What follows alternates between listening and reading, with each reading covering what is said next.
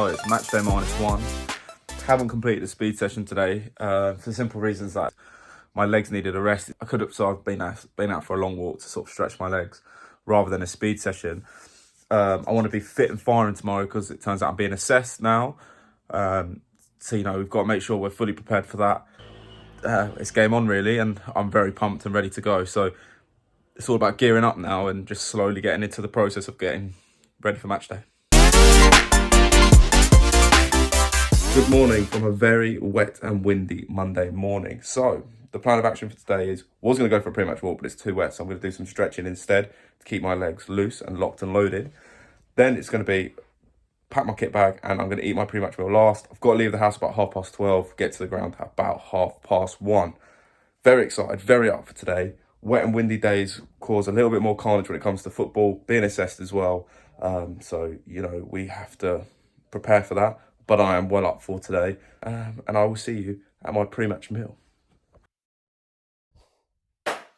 So, pre-match. So the pre-match is 1 piece of bread, a can of beans, some cheese, and of course, we can't forget our unbelievable boom sauce because we are spice fiends in this office. As well as that, I'm going to drink a whole bottle of water. And yeah, that's it. Energy is there. So we've just got to go out. First 10 minutes are the most crucial part of this game in terms of management. But for now, I'm going to eat up, chill for the next 27 minutes, and then I'm going to head off to the ground.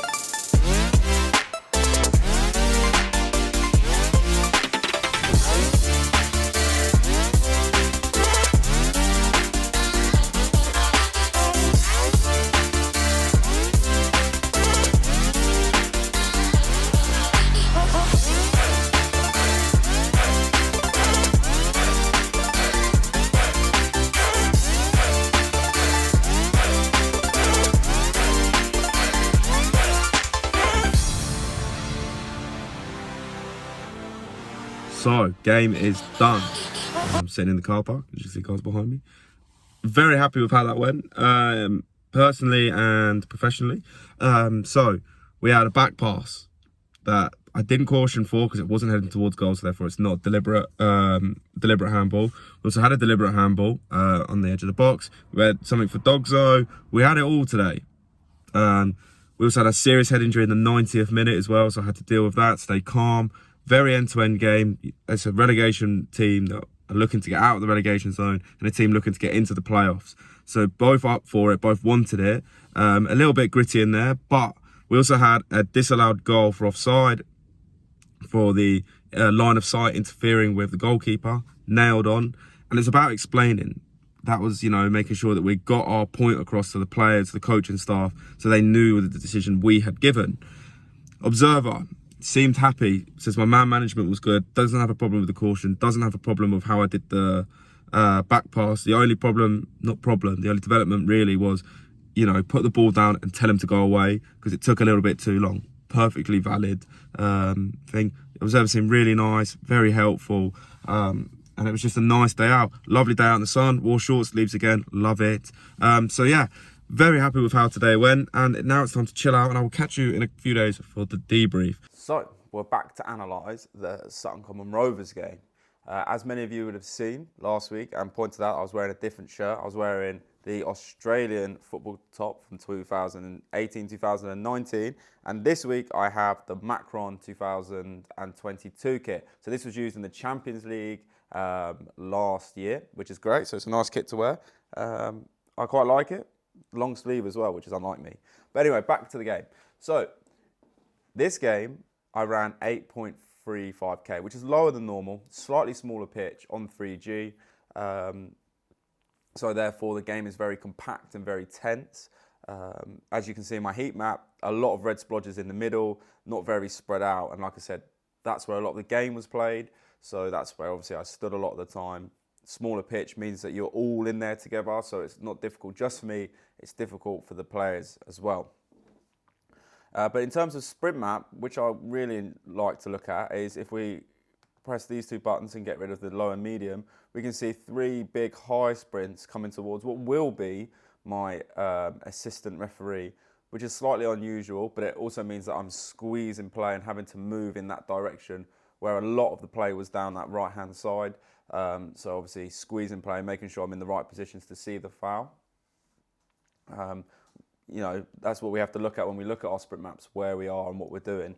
But we're not going to spend a lot of time on this because we have a great user footage that I want to go through, and it covers a lot of important topics in terms of mass confrontation, and and we're going to talk about how you can deal with that, not just during the game, but post game as well. So let's dive straight in. So this was sent into us from a referee in Switzerland. So that's great. Keep sending them in to john@refsix.com.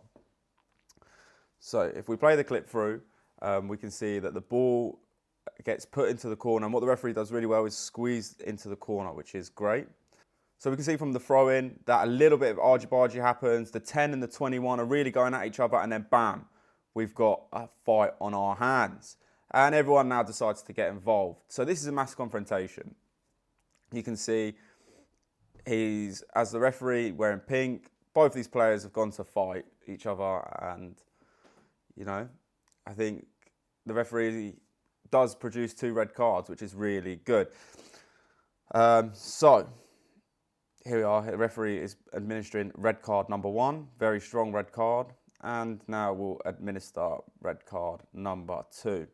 Now, in the email that this referee sent me, he said that he made a lot of mistakes in the build-up of this. Now, I totally disagree with him for the simple reason that positioning wise, if he doesn't have any assistance here, so he's on his own, which is difficult anyway, especially dealing with mass confrontations, and he's already taken up an unbelievable position as if he had neutral assistance. He's got nice and wide, nice and left, and squeezed play, so he can see everything.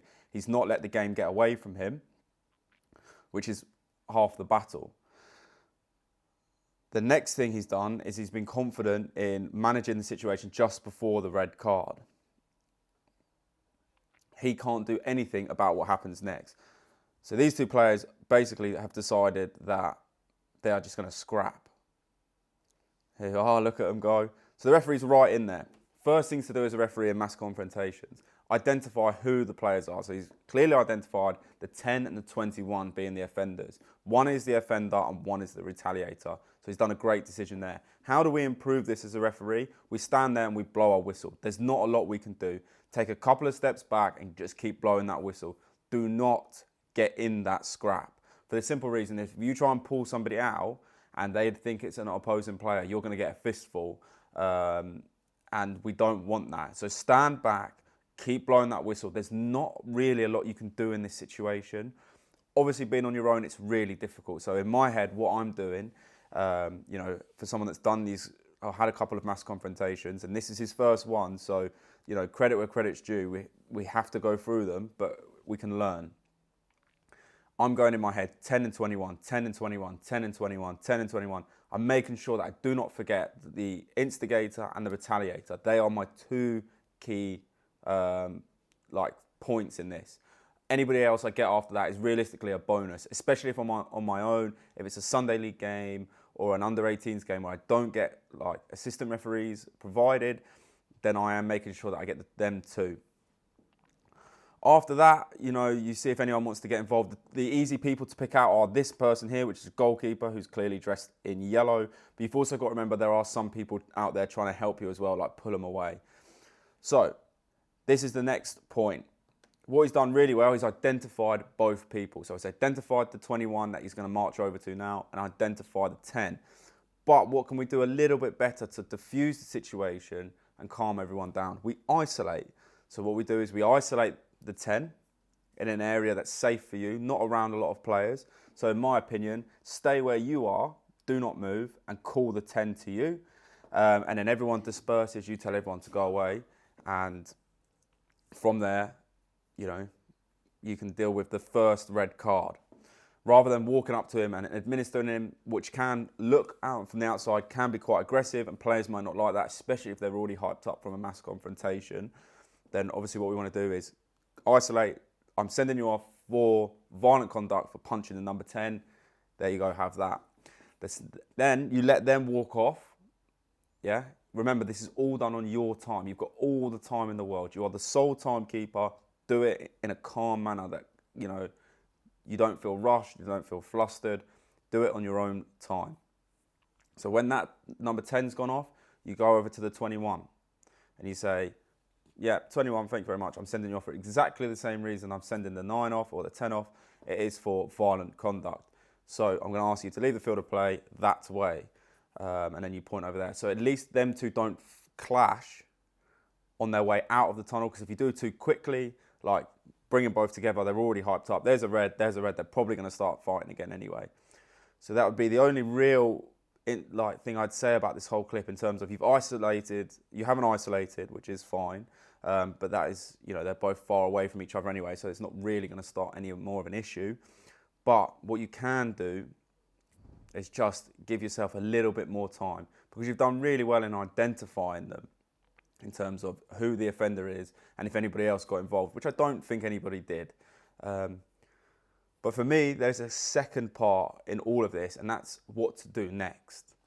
So as a referee, when you've given your first one, if you're a young referee like this referee is here, you don't really know what to do. You don't know how to deal with it. There's a lot of emotions going on there. So what I tend to do is take myself away from a football situation in terms of I don't watch Match of the Day. I don't watch any more football. I like to talk about it when I'm in the car on the way home in terms of the decision and my process. So in terms of, I got the instigator, I got the retaliator, my process could have changed a little bit, but now I'm moving on, which is the difficult bit. So what I like to do is I like to listen to music, to take my mind off things, read a book, go for a walk. I like to go out for dinner with my family or my friends that really take my mind off the game.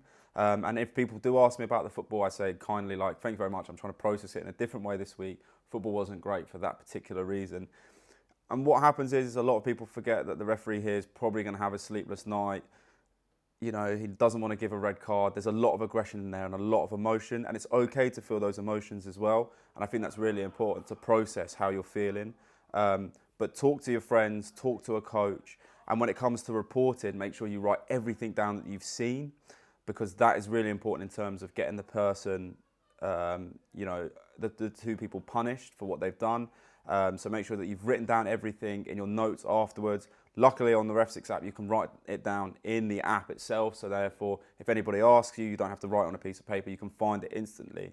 But if any of this does happen and you're very unsure at any point about the process or the system, please reach out to us at REFSIX, and we're happy to guide you through the support and give you some support in terms of, just mental support as well. We're more than happy to help you out, whatever the journey, whatever the process. Please get in touch. But what a great clip, and in terms of learning and process, and I think the referee's done really well here. So I think he's been a bit harsh on himself in terms of emailing me. I think he's done really well, but he's won a year's free REFSIX Pro as well. So please keep sending in your clips to john@refsix.com, and don't forget to get in touch with us if you've had a tough game or you just need some support. We're more than happy to help. But that's everything for this week's vlog. Please like and subscribe, and I will see you at the next REFSIX weekly vlog.